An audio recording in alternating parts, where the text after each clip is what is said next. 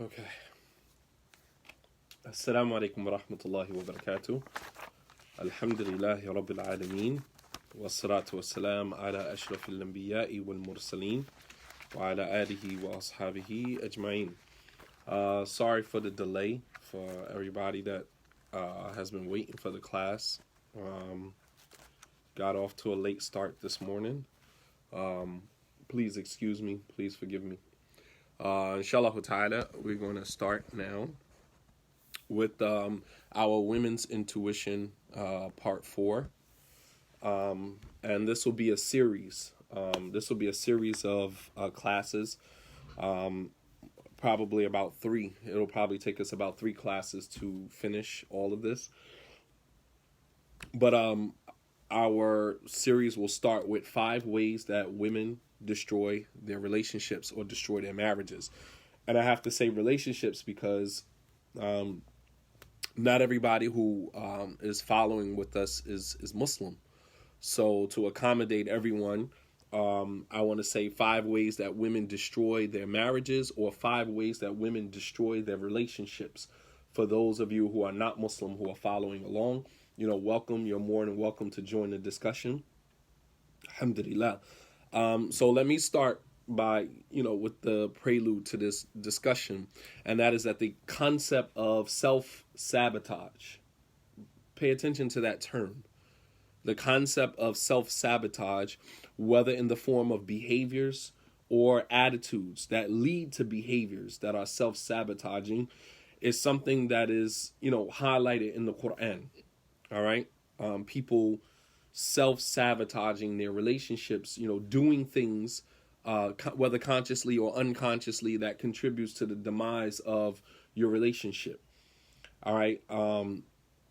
The concept of self-sabotage, whether in the form of behaviors or attitudes that lead to behaviors that are self-sabotaging, is something that is highlighted in the Quran many times throughout the Quran, whether in the form of metaphoric parables, such as the statement of Allah subhanahu wa ta'ala in surah number 16, ayat 92. Allah subhanahu wa ta'ala uses a metaphor of a woman who spun her yarn and then unravels it after she spins it. Allah subhanahu wa ta'ala says, وَلَا تَكُونُوا كَالَّتِي نَقَضَتْ غَزْلَهَا مِنْ بَعْدِ قُوَّةٍ أَنْكَاثًا. And do not be like the woman who spun her yarn, right? You're talking about a woman who is a seamstress, or a woman who makes clothes out of yarn, right? And she spins her yarn and starts to make a piece of clothing, and then unravels it after she spun the yarn. So Allah subhanahu wa ta'ala uses this metaphor to show that we should not be self-sabotaging. He said, do not be like the woman who spun her yarn and then takes it apart, min ba'di quwwatin ankatha, after it was spun tightly and put together tightly. So think about someone who was sewing a piece of clothing and then gets to a point where it's almost finished and then pulls all of the yarn, pulls all of the thread out. Like, why would you do that? After, you had already put the garment together, after you already spun your yarn and made it strong, why would you turn around and then pull it apart? This is self-sabotaging, the mentality. And at other times in the Quran, Allah subhanahu wa ta'ala uses very specific and unambiguous language that instructs us not to be the cause of our own demise on any level. And Allah uses very specific terms with this. Allah says in the Quran, in Surah Al-Baqarah, in Surah number 2, ayat 195, Allah subhanahu wa ta'ala says, وَلَا تُلْقُوا بِأَيْدِيكُمْ إِلَى التَّهْلُكَةِ وَأَحْسِنُوا إِنَّ اللَّهَ يُحِبُّ الْمُحْسِنِينَ. Allah says, and do not let your own hands be the cause of your own destruction. That's self-sabotaging. This mentality of sabotaging your own relationship, sabotaging your own marriage. And unfortunately, with a lot of sisters, you guys have a self-sabotaging mentality. You sabotage your own relationship, your own marriage, and then you blame the man, you blame everybody else for the problems that you created. And at the end of this,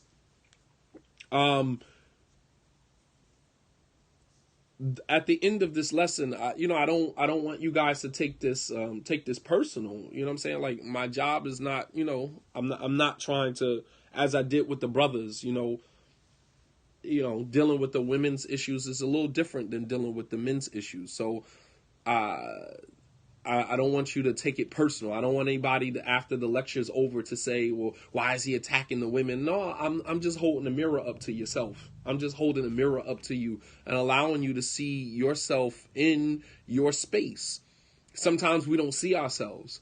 And sometimes a person holds the mirror up to us and allows us to see us for who we are. And we step back and we're like, wow, I didn't even realize I look like that. Right? The believer is a mirror to another believer. The Prophet ﷺ said, Al-mu'min mir'atun lil-mu'min, that the believer is a mirror to another believer. That the believer, mirrors to you your flaws and your mistakes. All right? All right? So Allah subhanahu wa ta'ala says, وَلَا تُلْقُوا بِأَيْدِيكُمْ إِلَى التَّهْلُكَةِ وَأَحْسِنُوا إِنَّ اللَّهَ يُحِبُّ الْمُحْسِنِينَ. And do not let your own hands be the cause of your own destruction. Do not let your own hands be the cause of your own destruction. And do good as Allah has done good to you. Do good as Allah subhanahu wa ta'ala has done good to you. So the institution of marriage is one of, was one of the few critical facets of the human experience wherein mistakes are costly.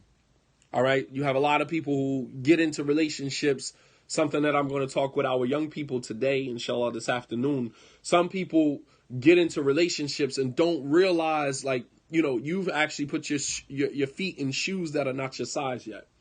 Some people rush into marriage, rush into relationships, and really don't have a clue how you are setting your heart up for failure.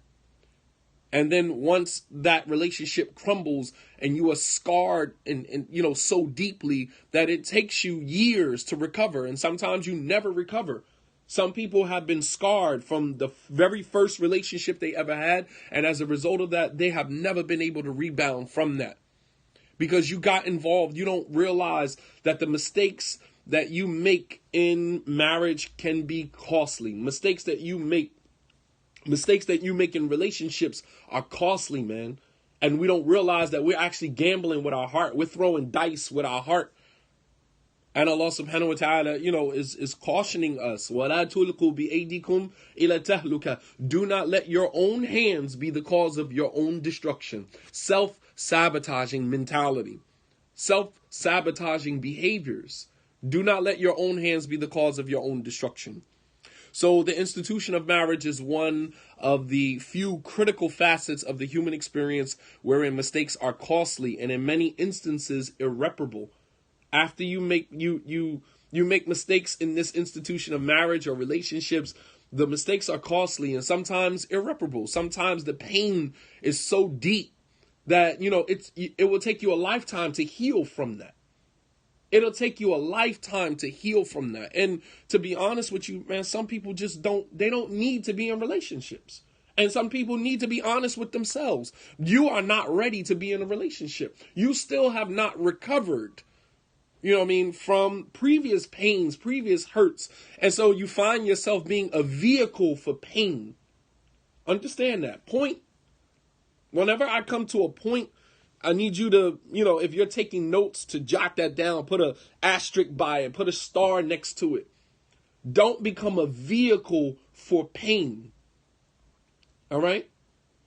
Don't become a vehicle for pain, transporting your pain from one relationship to the next without even realizing that you are the source of your own pain. You are the cause of your own pain. And you are a vehicle for pain. You're transporting pain from one relationship to the next. You are like a car. You pack all of your bags in the car. You go from one destination with those bags to the next. You understand? You're transporting your pain from one relationship to the next and not even realizing that you are the one that is behind the wheel.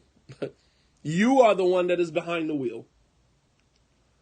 Many of us are not conscious of the fact that the mistakes that we make in our relationships, although insignificant in our eyes when we make them, especially when we measure them against the end goal. We'll make a mistake in our relationships and we'll say, well, the end goal, where I'm trying to get with this is justifiable. It justifies the mistakes that I make. All right. It's like almost like the end justifies the means. So you're going to do everything. And the first issue that I'm going to talk about, which is women overselling themselves in your relationship. You want to be the perfect wife because you believe that by being the perfect wife, right, that this man is never going to leave you. This man is never going to cheat on you. This man is never going to hurt you. I'm just going to be the perfect wife. And as long as I am the perfect wife for him, that he's never going to leave me, he's never going to cheat on me, he's never going to beat me, he's never going to do any of these things for me because I'm the perfect wife. And then what you don't realize it is that you are being the perfect wife because you believe that the end goal justifies the means. The end goal, because I want him to stay. I want him to not leave him. I want him not to cheat on me. I want him not to beat me. So I'm going to put myself in this box. I'm going to be the perfect wife so he never does those things to me. Right? So the end goal justifies the means. You follow me? The end justifies the means. And you don't realize that the mistakes that you're making in these relationships, although insignificant in your eyes when measured against the end goal, these mistakes have the ability to obstruct your emotional cohesion and longevity. Okay. I'm traveling. I'm going to combine, inshallah. You guys follow me? But I'm going to explain to you why the perfect wife gets the worst treatment. You set yourself up for failure. When you come in with this perfect wife mentality, you set yourself up for failure. Because the reason why you want to be the perfect wife, is because you don't want him to leave you. You don't want him to cheat on you. You don't want him. So the end justifies the means. When you don't realize that mistake of being the perfect wife, it has the ability to obstruct your emotional cohesion and the longevity of your own relationship. You understand? You are your own biggest enemy by doing that. So I'm going to focus on some of the five common mistakes that women make. Many women, not all, many women make in their relationships. And these mistakes, they could apply to the men as well. Because the men, they make some of these mistakes as well. But it doesn't impact the men as much as it impacts the women, obviously. All right. So as my job here, as I said, sisters, my job is not to expose your mistakes. Why is he exposing the mistakes of the sisters? I'm not exposing your mistakes as much as I am exposing you to your mistakes. Okay. I'm not exposing your mistakes. I'm exposing you to your mistakes. All right. So that you can fix them. Because an error doesn't become a mistake until you refuse to correct it. We all fall into error. But an error does not become a mistake until you refuse to correct it. When you refuse to correct it, you transporting your pain from one relationship to the next, never correcting yourself, then it becomes a mistake. All right, so the first, you guys, that's pretty much the prelude. So I hope you guys are, settled in for where we're getting ready to go with this. All right, so number one, one of the mistakes, number one, at the top of the mistakes that women make and that helps to destroy their happiness and to destroy their relationships is overselling themselves. Overselling yourself. All right, in the world of business, overselling yourself is the result of desperation, right? You oversell yourself. You say, even in Islam, it is haram for you to use Allah's name to sell some merchandise. You're trying to oversell it. So you say, wallahi, this particular product is this and that. And so you're using the name of Allah subhanahu wa ta'ala to sell your product. You are overselling the product because it's an act of desperation. You really want this business deal to go through. You really want the money. All right? You really want the money, so you'll oversell, and Allah subhanahu wa ta'ala prohibits us to not use Allah's name in vain, not to use Allah subhanahu wa ta'ala's name to sell your product, to sell your merchandise, especially if the merchandise is flawed and you're using Allah subhanahu wa ta'ala's name in vain. But in the world of business, to oversell yourself is the result of desperation. It's a desperation. And it looks the same in relationships as it does in business. Overselling something in the world of business, it looks the same exact way in a relationship. It's an act of desperation. So in the realm of social institutions such as marriage or relationships, overselling yourself is the same thing. This overconfidence is a personal bias of your own competency within the institution of marriage or relationships, a miscalibration of subjective probabilities, right? Miscalibration of subjective. This is meaning from your own perspective, right? Your own perspective. You say, I'm going to be the perfect wife for you. I'm the only woman for you. I'm going to do this and I'm going to do that. These are all subjective probabilities. You understand? These are subjective probabilities because it's just a theory. It hasn't been tested yet. Right? It hasn't been tested yet, but you're making these promises, whether directly or indirectly, that when we get married, I'm going to be the perfect wife for you. Right? So essentially, you're putting forth, or you're underscoring the theory of what you are while neglecting the practicality of who you are. Point. Facts. Facts.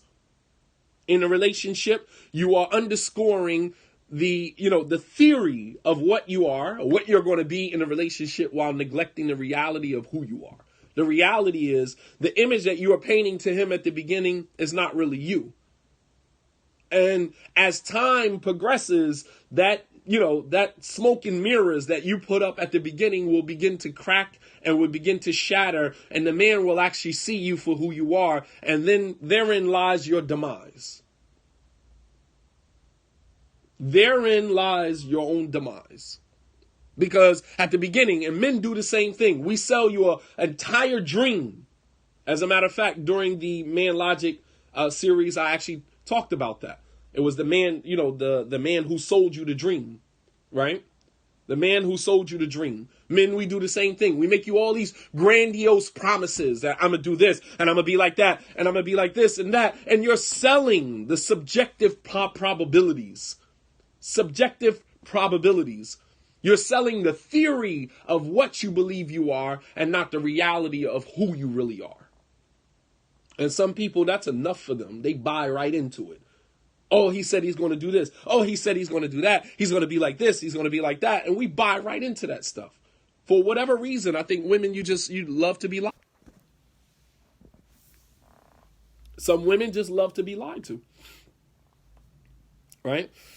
So you paint this picture as the ultimate spouse, and that when the man marries you, he's going to have the ultimate experience. A lot of times you'll do this with, when a man suggests taking on another wife. You don't need another wife. I'm the ultimate woman. Why do you need another wife? You know what I mean? Like, I do everything for you, right? And then he still ends up marrying another woman anyway. And then your whole life, your whole image comes shattering down. And then the reality of who you really are now begins to expose itself. Right?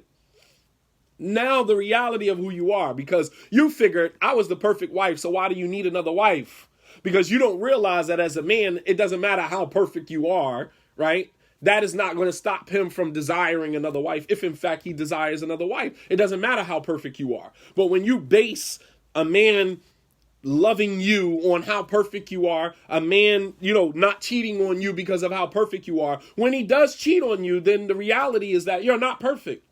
Which, in fact, you should have just not been perfect from the very beginning. You should have just been who you are and let him love you for who you are, as opposed to painting this image that he's going to have the ultimate marital or relational experience with you. And then once he goes and decides that he cheats, or he goes and he does something normal that men do in relationships, your whole image comes shattering down. It's like tapping on a piece of glass and watching all of the pieces shattered all over the ground. That's who you are. So then when he marries a second wife, then the real you comes out. The real you comes out, because before that, it's like, you don't need another wife. I'm perfect. I wash the dishes. I clean the clothes. I take care of the kids. We have great sex. This. Why do you need another wife? Why? And then when he goes and he does it, oh, the real you comes out. The real you comes out. But the thing about it is that some men, we pick up on that stuff from the very beginning. We pick up on this stuff from the very beginning. We knew you wasn't perfect from the door. And your perfection was only a cover up for your insecurity. Your image of being the perfect wife was a cover up for the fact that you were actually insecure. And men, we can pick up on the insecurity from the very beginning. And it's a turnoff. It's a turnoff. No man likes an insecure woman, because it requires us to invest more in you than we are ready to invest. No man likes a woman who is insecure. When a woman is insecure, then a man, he has to invest more in building your image, which he probably wasn't prepared for that. He wasn't ready for that.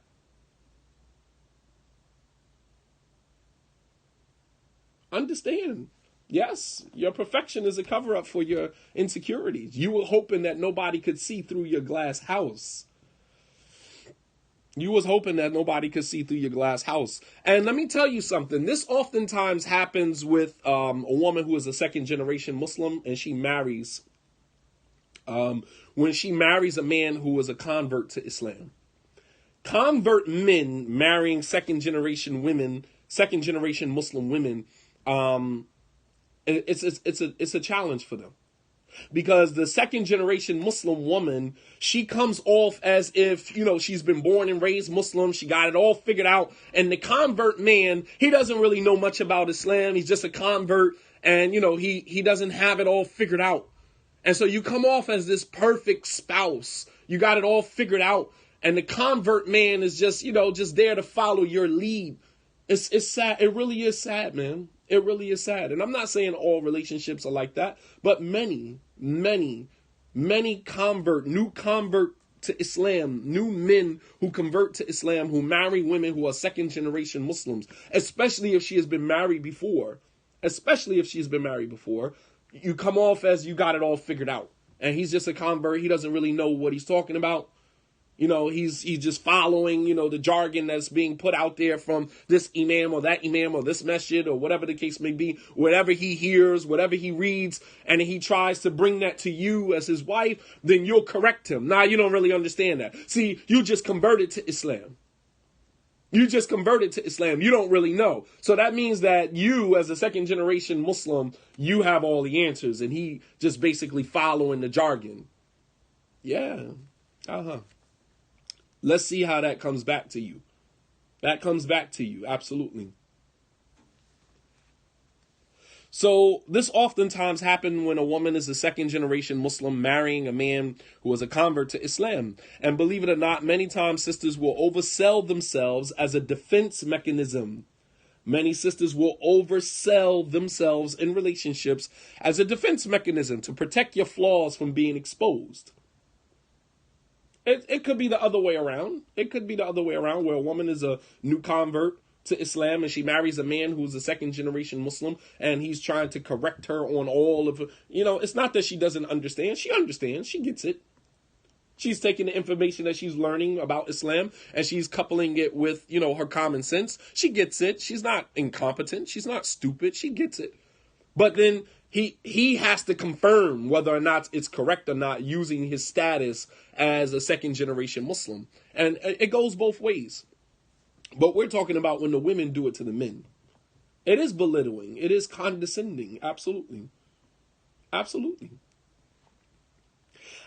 But believe it or not, many times sisters will oversell themselves in their relationships as a defense mechanism. To protect her flaws from being exposed. You'll never suspect that the problems that I'm experiencing in my marriage, I never suspect my wife. So basically what a woman will do is reverse psychology. You'll have the man thinking that all of the problems that you are experiencing in your marriage is because of him. Because you're perfect. It can't possibly be you, because you're perfect. All of the flaws, all of the mistakes in the marriage, all of the problems in the marriage are centered around him. Because you painted the picture of yourself that you were perfect from the very beginning. You painted the picture that you were perfect from the beginning. So any mistakes, any problems that we are having in the marriage is because of you, brother. Right? So you're defending, so you'll never suspect it's her. You'll have the man believing maybe it is me. Maybe I'm not cut out for this whole marriage stuff. You'll have the man believing that it's him. You'll have the man, racking his brain trying to figure out what in the hell is he doing wrong that he keeps running into the same brick wall in his marriage when in fact it's not you, brother. It's not you. It's her.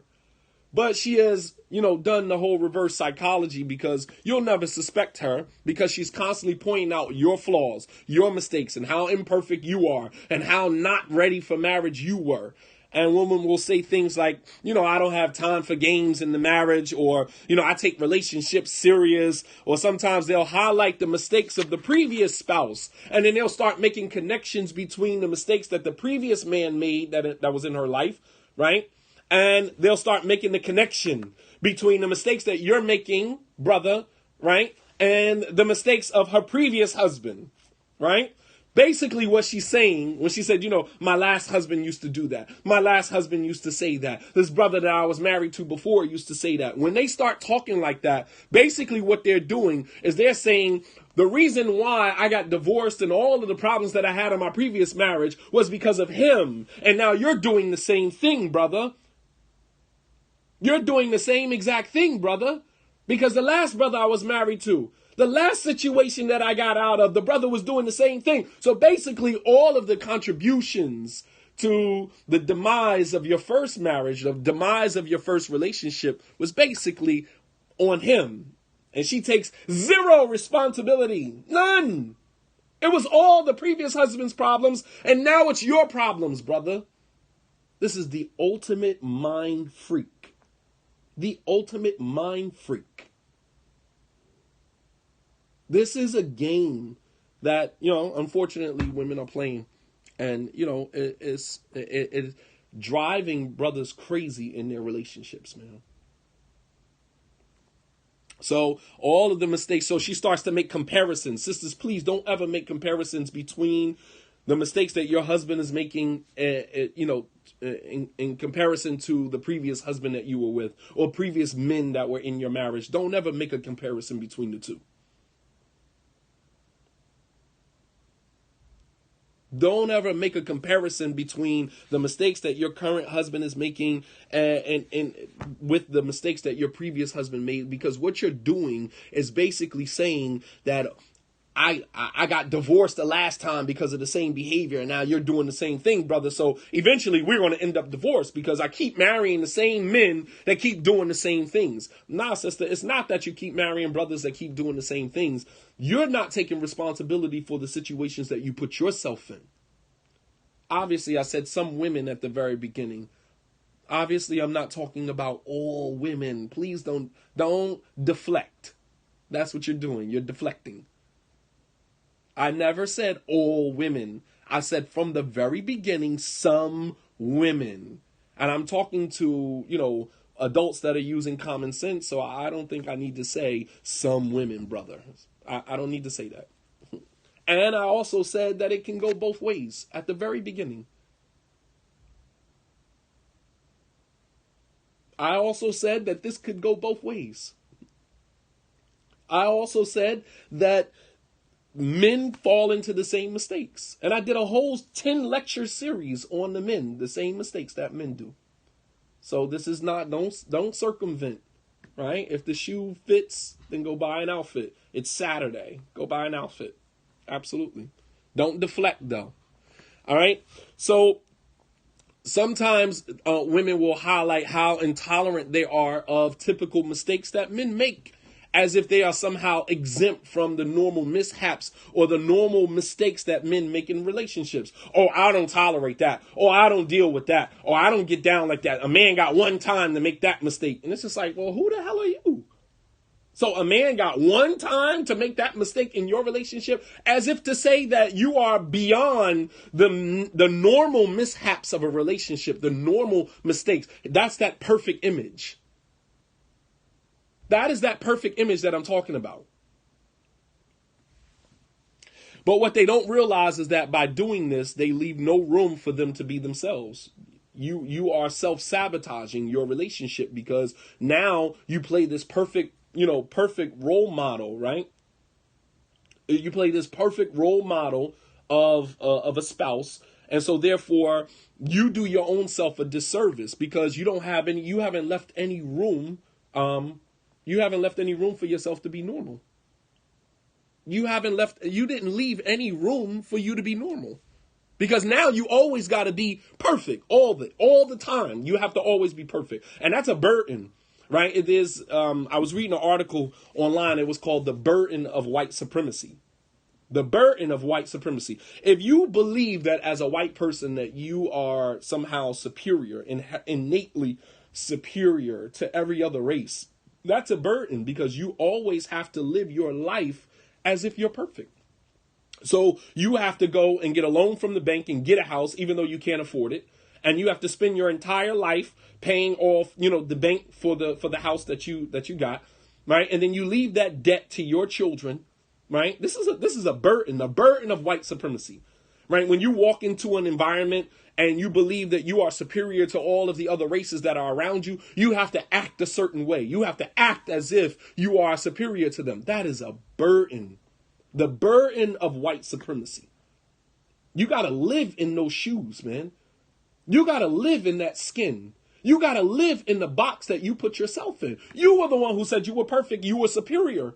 So now you have to live up to the standards that you set for yourself. You leave no room for error. You leave no room for error on your part. You leave no room for error. Don't ever paint yourself as perfect. Don't paint yourself. Be normal. Be normal like everybody else. But when you come off as if you got all the answers, you're perfect, you're the perfect spouse, perfect specimen of a wife, you leave very little room for you to make error. You leave very little room.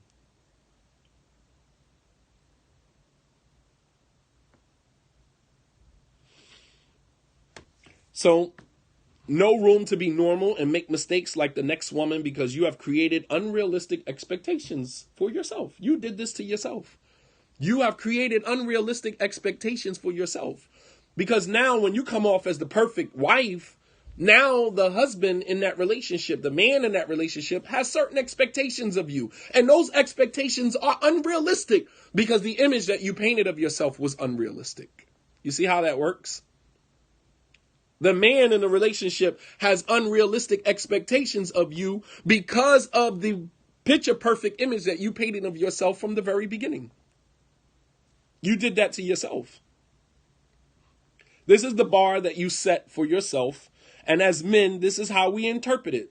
So, Allah says in the Quran, أَتَأْمُرُونَ النَّاسَ بِالْبِرِّ وَتَنْسَوْنَ أَنفُسَكُمْ وَأَنْتُمْ تَتْلُونَ الْكِتَابَ أَفَلَا تَعْقِلُونَ. Do you enjoin righteousness on the people and forget to practice it yourself while you read the book? Don't you have any intellect? So we will enjoin on other people to do certain things, right? And then now we have to do it because when you tell somebody else they have to be like this or that, you got to be like that first, or else they're going to see you as a hypocrite. So to avoid, just being normal like a woman, right? You got to paint yourself as if you're perfect, and you got to dictate to your husband how he has to be perfect and meet up to your standards while you're not even doing it. So you find these type of women diligently protecting this image of themselves that they have created at the expense of their own growth and development. What do I mean by that? You'll find women, anytime the husband points out a flaw, a mistake, no. It's somehow he miswired. He doesn't understand women. He doesn't have it. He doesn't got it figured out. You don't know what you're talking about, right? You'll use every excuse to circumvent any criticism because you have to maintain that picture perfect image that you created from the very beginning.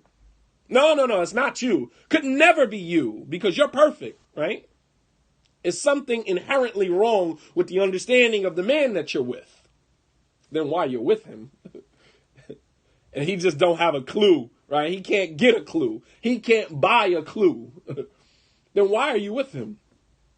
Every time he points out something that you did that was wrong, every time he tries to bring something to your attention, it's somehow, his misunderstanding. He doesn't know what he's talking about. He doesn't know women. He doesn't get it. You have an excuse for every reason why you did this and why you did that. MashaAllah. MashaAllah. So when they are addressed about something that they did wrong, there's always an excuse, between some inherent misunderstanding that the man has due to our miswiring, which has not granted us access to unlocking the mystery of women, or a lack of focus on our own flaws. Why don't you focus on yourself, brother? Why are you always pointing out my flaws and my mistakes? You got to defend that picture perfect image that you created. Deflecting, absolutely. That's exactly what it is. You got to protect that image. So every time he brings something to your attention, it's always due to some misunderstanding that he has. Never can take it, on the chin and say, you know what, you're right. Thank you for bringing that to my attention. Shukran, jazakallah khair, brother. I can see that you love me, that you bring these things to my attention. Alhamdulillah. No. You got an excuse for everything. But when you have to address the man about something, he should just take the advice. Right? When you have to address him about something, he should just take the advice. Deen nasiha, right? The hadith that we love to quote. And that's basically the hadith that we use to say, just shut up and accept what I'm saying. Adinu nasiha. Our religion is sincere advice. MashaAllah. So we'll throw that hadith. That hadith is basically to say, shut up and accept what I'm saying, whether you agree with it or not. Because the Prophet ﷺ said, Adinu nasiha, our religion is sincere advice. MashaAllah, tabarakallah. So when you are called to the table about some of your flaws and your mistakes and the problems you are contributing to the marriage, it's due to some misunderstanding that the man has. But when you have to address your husband or your man about something, he has to sit and take it and listen to it and follow the advice that you give him. MashaAllah. There's actually a verse in the Quran that deals with that. Allah subhanahu wa ta'ala says in Surah number 24, ayat 49. Read the ayat. Surah 24, ayat 49, Allah subhanahu wa ta'ala says, وَإِذَا دُعُوا إِلَى اللَّهِ وَرَسُولِهِ لِيَحْكُمَ بَيْنَهُمْ إِذَا فَرِيقٌ مِّنْهُمْ مُعْرِضُونَ وَإِن يَكُنْ لَهُمُ الْحَقِّ يَأْتُوا إِلَيْهِ مُذْعِنِينَ. Allah subhanahu wa ta'ala says that when they are called to Allah and His Messenger to judge between them, a group from amongst them turn away. They don't want to hear it. When you are called to be addressed about your things, you don't want to hear it. وَإِن يَكُنْ لَهُمُ الْحَقِّ يَأْتُوا إِلَيْهِ مُذْعِنِينَ. But when the truth is on your side, you come in full submission. Let's sit at the table. Let's talk because you believe that the truth is on your side. MashaAllah, tabarakallah. And Allah subhanahu wa ta'ala is actually talking about the hypocrites. This is hypocritical behavior in the Quran.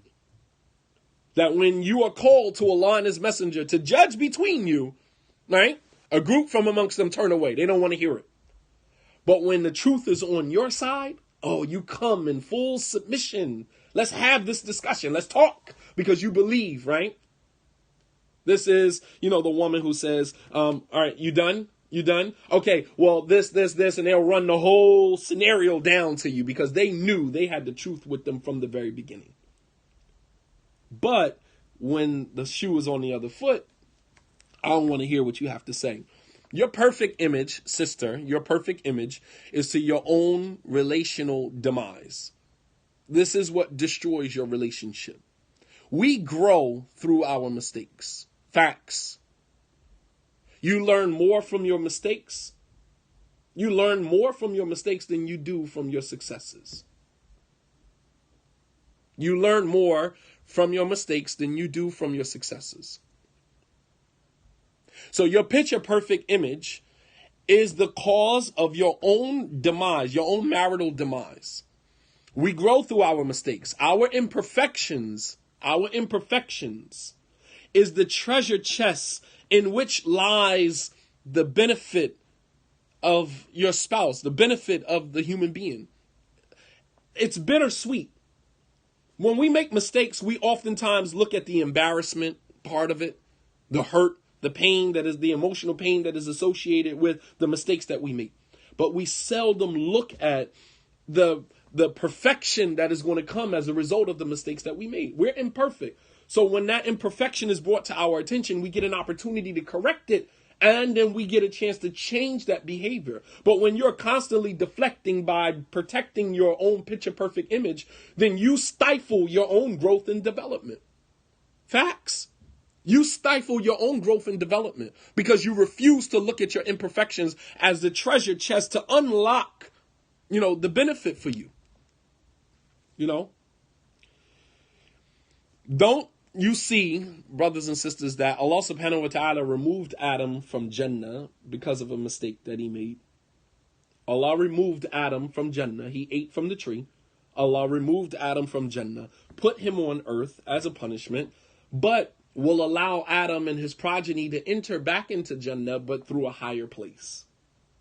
You get it? The mistakes that we make us better. You are not defined by your mistakes. You are defined by how you bounce back from your mistakes. Very good. Mistakes, pains, and hurt are reflective of spiritual refinement if you mature yourself to understand. Absolutely. Absolutely. Words that should have been written in gold. Absolutely.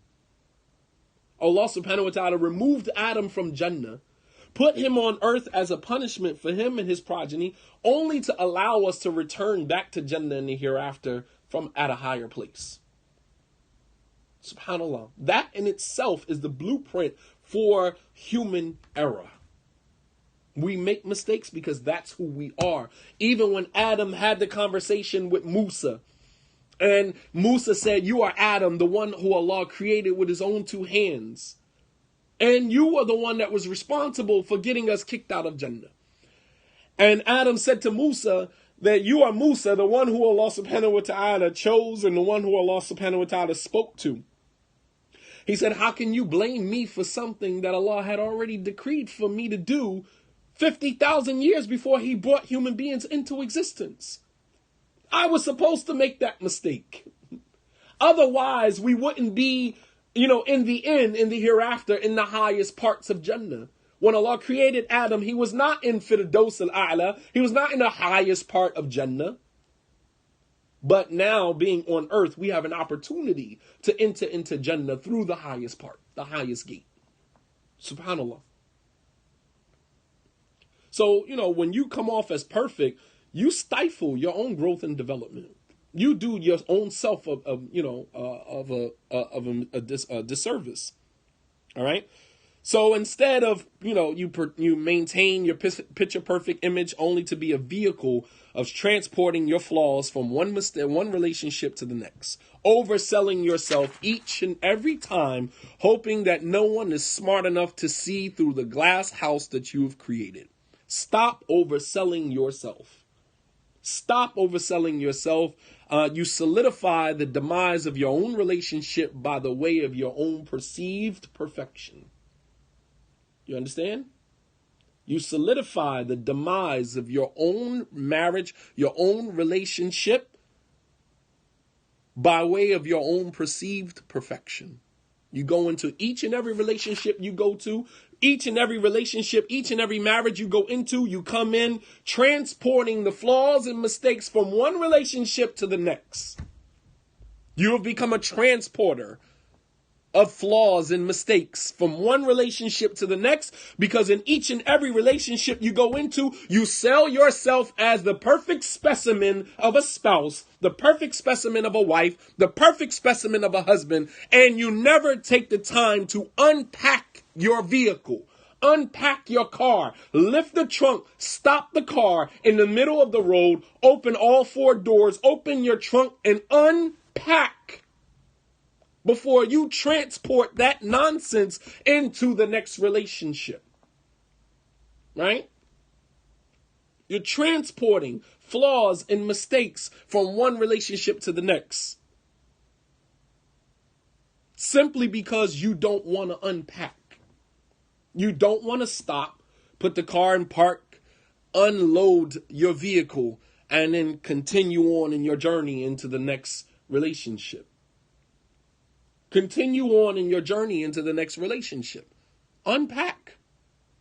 So instead, we maintain this picture perfect image only to be the vehicle transporting your flaws from one relationship to the next, overselling yourself in each and every relationship, hoping that no one is smart enough to see the smoking mirrors, the glass house that you've created. You are like a house of cards. I pull one out, the whole thing comes tumbling down. Sisters, you got to take a look at yourselves, man. And you solidify the demise of your own relationship. You solidify the demise of your own relationship by way of your own perceived perfection. In addition to this, so let's go back now to the perfect wife syndrome, right? PWS. Perfect wife syndrome. Yes, absolutely. We're getting into the psychology of this stuff, man. Because I am so tired of sisters blaming all of the problems in relationships on their husbands. It's not fair. It's not fair. Yeah, men, we take a great deal, a good share of a lot of the mistakes, but it's time for the women to own their mistakes. You have to own this. You can't just keep putting it off on the brothers are no good. You know what I mean? The brothers are no good. The brothers are this. The brothers are that. We can't keep doing that, man. At some point, you have to say, no, we take a share of that. We take our fair share of the mistakes and the problems in a lot of these relationships. And the sad thing about it is that nobody is there to advocate for the brothers. Nobody is there to advocate for the brothers. You're not going to hear a lecture like this again. Allahu Alam, Allah knows best. You're not gonna hear this again. Because nobody cares enough to actually understand and to sympathize and to empathize with the pain that many of these brothers are experiencing in their marriages. Who cares? Who cares? Other people are too busy pushing their own agenda to actually care enough about the pain and the suffering that many of these men are going through in their marriages. Many of the men are married. They don't want to be divorced. They don't want to be out looking for another wife. They don't want to be, in this, pool of single men looking. They don't. So they tolerate. They stay and they deal and they tolerate.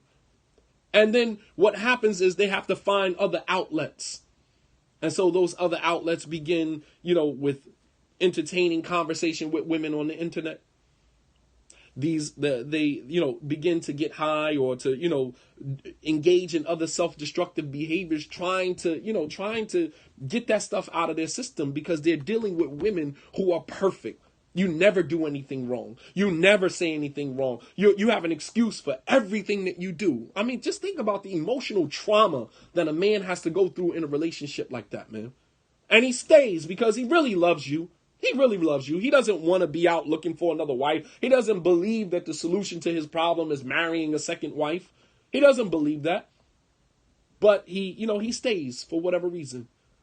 And he tolerates and he deals. And it's not fair. It's not fair. It's not fair. So in addition to this, you sell yourself as the perfect wife, believing that this is what will make him happy, right? You think that if I am the perfect wife, he'll never leave me. He'll never leave me. You think that this is what will make him happy. I want him to be happy with me, right? What will make him stay? I don't want him to leave me, so I'm going to be the perfect wife. And then you end up becoming a turnoff to him because you appear too perfect, which is a smoke screen for your insecurity. And men, we pick up on that very quickly. We know that you're not the perfect wife.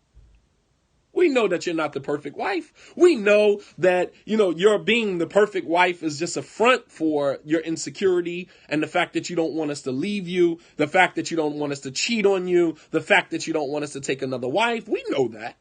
So you come off perfect. Honey, you need me to do this. Honey, you need me to do that. Baby, you need me to get this. Baby, I bought this for you. And for some men, that makes us uncomfortable. That makes us uncomfortable. No man likes that. That makes us uncomfortable. In our culture as African American men, I can't speak for any other culture, but in our culture and for African American men, a woman who does this, you come off too perfect. It is, we look at that as you're insecure. You don't want me to leave. You don't want me to cheat.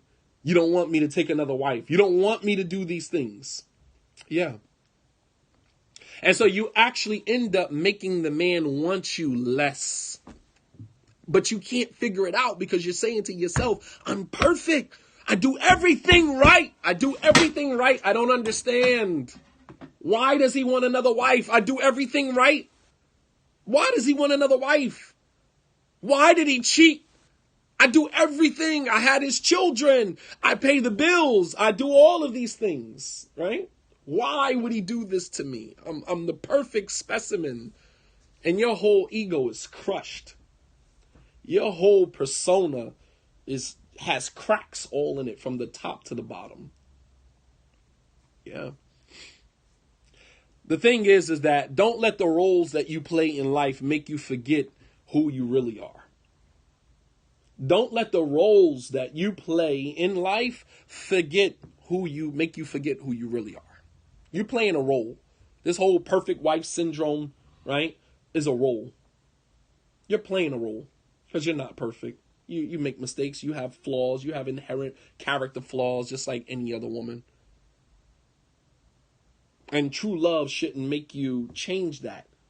If you have to put on a role, the perfect wife, in order for a man to stay, then is your relationship really built on love or not? Is your relationship really built on love? Or is it built on an insecurity that you don't want to expose? So, right. So this makes you give up. So once you're broken, sister, and this is for the women who decide that they want to go the lesbian route, okay? Let me take it to a step further because you have this going on in many of our communities, right? So you'll have women who experience these high levels of pain, emotional pain and hurt, right? And then they say, okay, all men are like that. It's easier for them to paint all men with a solid brush, with a single brush, rather than to differentiate between the man that you chose and the other men that are actually out there. That's the man you chose, right? That's the man you chose. But then you'll paint all men to be like that. And then you'll go the lesbian route. So now I just mess with girls. Because it's more comfortable. It's more manageable. I don't deal with men. Right? You got your baby, your 1 or 2 kids from the man. And now you just deal with women. Because you have a whole bunch of women out here now who are engaging in relationships with other women simply because they were the perfect wife. If you talk to many of them, they'll say, yeah, I tried to, that whole heterosexual relationship stuff. I did that before. I was in a relationship with a man and I was the perfect wife. I did everything for him. I did everything. And then he still cheated on me. He still cheated on me. Right? So now you don't deal with men no more. So it wasn't just the man that you selected. Or even further, the picture perfect image that you created in that man's life, right? It wasn't any of that. It was the fact that all men are bad. All men are trash. All men are this. All men are that. And so now you go a different route. You go from the kettle to the frying pan. Literally. You go from the kettle to the frying pan. Literally.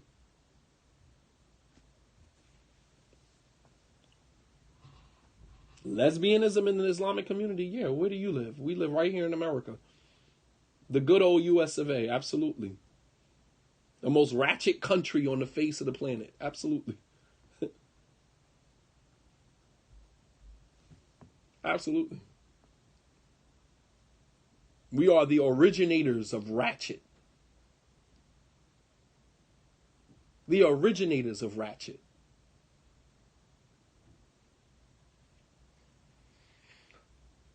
So What ends up happening to this woman is it makes her give up trying to be ideal altogether. It knocks the wind out of you completely. It knocks the wind out of you completely altogether. All right. Because after all you did of being perfect, having his kids and, working and taking care of the bills and doing all of this, after doing all of that, right? And sometimes the man is not even deserving. He's not even deserving of you being the perfect wife. And you still try to be the perfect wife to him. And then the sad thing about it is that when a good man does come along, he has to catch the brunt end of all of that. You finally got you a good man, but you treat him like crap because of all of the other men that you've been with. Right? That shattered your perfect woman image. Why can't the good man get the perfect woman image? It would probably work out if you think about it. If you gave the good man the perfect woman syndrome, right? It would probably work out because he would be more appreciative of it. But you'll be the perfect wife to a straight up bum. That's the thing that we can't figure out for the life of us. That's the thing that as good men, we can't figure that out. Why in the world would you be the perfect wife to a guy who didn't deserve you from the very beginning? Because of your insecurity. You were insecure. You knew this guy wasn't worth two pennies rubbed together. He ain't worth crap. You knew that from the very beginning, but you wanted him anyway. So you were willing to risk it all. You were willing to risk it all. You were willing to change who you are completely just to keep this individual. And he ended up cheating on you anyway. And then when you finally get the good brother, right? The safe brother. Because after a woman goes through that drama, she don't want to go through that again. So she actually goes for the man that she should have selected the first time. You got burnt. And as a result of getting burnt, you're not going to stick your hand in the fire again. So you go and you get you a good brother. You got the good brother, the good, religious, nice brother. And you give him hell. You give him hell. And it's sad. And you'll pay for that. You'll pay for that. Because the good brother is a blessing from Allah subhanahu wa ta'ala. The good brother is a blessing from God. And you treat the blessing of God like crap. And you treat the punishment of God, right? You treat the punishment of God as if it's a blessing. You got into a relationship with a guy in a manner that was haram, in a manner that was impermissible, and you knew the guy wasn't crap. You knew he wasn't nothing anyway. And you accepted that as if it was some type of blessing from God. And you changed who you were, everything to keep this. And it was actually a punishment from Allah subhanahu wa ta'ala. And then when he finally destroys you, breaks your spirit, right? Then you go and you get the blessing from Allah subhanahu wa ta'ala. And then you treat it like crap. And you'll pay for that. You'll pay for that. Because the good brother that you have is a blessing from Allah subhanahu wa ta'ala. What is my idea of a good brother? The good brother is the one that you should have had the first time. That's the good brother. The good brother is the one who accepts you flaws and all. Children from a previous marriage, all your flaws, all your mistakes, he still accepted you. Even though he didn't have to. Even though he wasn't checking for somebody like you. And he took you and your kids, took you and your extended family, and he treated you and honored you. Absolutely. That's the good brother. He honored you when he didn't have to. That's not to say that the good brother doesn't make mistakes. The good brother does. Yeah, but he didn't make you change. You didn't have to be perfect for him. With the good brother, you don't have to be perfect. He accepts you as you are. Evidenced by the fact that he married you. He accepts you as you are, flaws and all. But the brother who didn't deserve you, you had to change everything about you just to keep him, and you ended up losing him anyway. The brother who didn't deserve you, you changed everything about you just to keep him. And you ended up losing him anyway. So I don't want to go on to the second one. I think that was enough, man, for you guys to sit with that for a little bit. The second issue is the woman who undersells herself. You might want to sit down for that one, but I'm not going to go into that one today. All right? And the thing about it is that, sisters, think about this. If you ever forget who you are, remember that you will always be what you believe you're not. If you ever forget who you are, then always believe that you will be who you will always be who you believe you're not.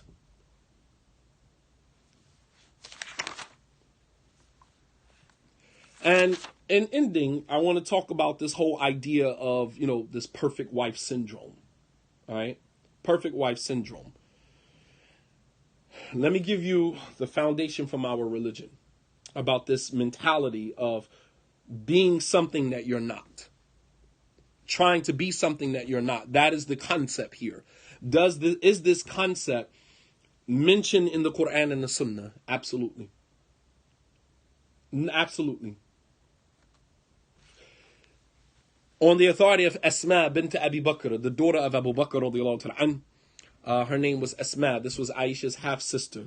She said, جاءت امرأة إلى النبي صلى الله عليه وسلم فقالت يا رسول الله إني علي ضرة فهل علي جناح أن أتشبع من زوجي بما لم يعتني فقال النبي صلى الله عليه وسلم المتشبع بما لم يعطى كلابس الثوبي الزور. Listen to this. We're talking about the perfect wife syndrome. A woman who is playing a role of someone that she is not, only to keep the man that doesn't deserve her. Sad. It's a sick mentality, man. You're going to play the role of somebody that you are not to keep someone that doesn't even deserve you. That's sad. But it happens. So Asma, the daughter of Abu Bakr, she said that a woman came to the Prophet ﷺ and she said, "O Messenger of Allah," listen to this. She said, "O Messenger of Allah, inni alayya darra." I have a co-wife. I'm in polygyny. I have a co-wife. She said, فَهَلْ عَلَيَّ جُنَاحٌ أَنَ أَتَشَبَّعْ مِنْ زَوْجِي مَا لَمْ يُعْتِنِي. She said, I have a co-wife. She said, is it any sin on me if I act as if my husband gave me something which he really did not give me? It happens all the time in polygyny. Women, man marries a second wife, and the second wife comes in trying to make herself seem like the husband loves her more than he loves the first wife. Or vice versa, the first wife trying to make it seem like she knows the husband, the husband loves her and has a relationship with her that he will never have with anybody else. You have two women in a relationship married to the same man, each one of them, trying to make the other one feel more insecure by making them believe that the husband loves her more. Sad. It's really immature, but it happens. Even a woman asked the Prophet ﷺ, she said, "Inni alayya darra." I have a co-wife. My husband is married to another woman. She said, is there any sin on me if I make my co-wife believe that my husband gave me something that he actually didn't? Here's the perfect wife syndrome. You're trying to make it seem like the husband loves you more, does things with you more, takes you more places, buy you more things, trying to make the other wife feel insecure, right? When in fact you are the one that is insecure, because why would a woman do that except that she's insecure? Why would a woman try to prove to her co-wife that the husband loves her more other than the fact that there's an insecurity there? You can't stand in your own space, right? You can't stand in your own space. You have to make the other person feel more inferior, right? In order for you to feel comfortable. That's a sick mentality. You try to make somebody else feel more inferior so that you can stand in your own discomfort. Yeah. She said, is there any sin on me if I make my co-wife feel that my husband has given me something that he has actually not given me? And the Prophet ﷺ said, Al-mutashabbi', anyone who displays an image of themselves that is not true is like a person who wears two garments of falsehood, two garments of deceit. Two garments of deceit. Meaning you are projecting an image to someone that is not real. You are projecting an image to someone that is not real. And you're like a person who wears two garments of deceit. You're fooling yourself while trying to fool somebody else. Absolutely. Two garments of deceit. This is the perfect wife syndrome. You're trying to fool your husband into believing that you are something you are not. And then you begin to play that role so long that you believe that that's who you are.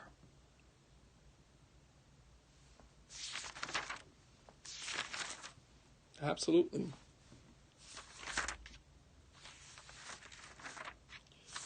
So, inshallah ta'ala, we'll stop here. وصلى الله على نبينا محمد وعلى آله وصحبه وسلم تسليما كثيرا وآخر دعوانا أن الحمد لله رب العالمين. Periscope, I'm going to turn you off and turn you back on for questions and answers, inshallah.